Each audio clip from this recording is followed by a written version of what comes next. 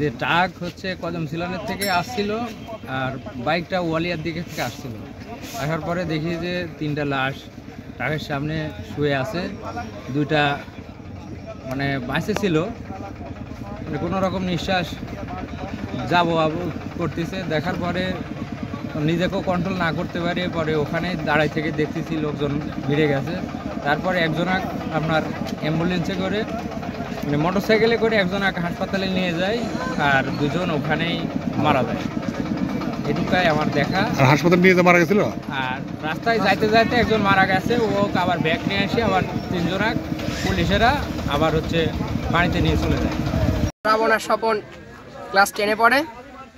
ওরা আর ওর ফুফাতো ভাই ছিল ওই বিধান, ওই সিংড়া থেকে বেড়াতে এসে এই দুর্ঘটনায় মারা গেছে। এরা 2জন আমারই ক্লাসেরই ছাত্র।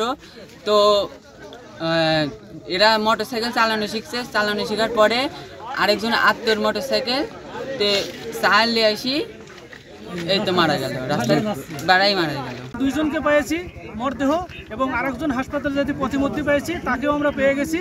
আমরা লাশ সুরতাল করে আমরা পরবর্তীতে আইনগত ব্যবস্থা নেওয়া হবে আমাদের।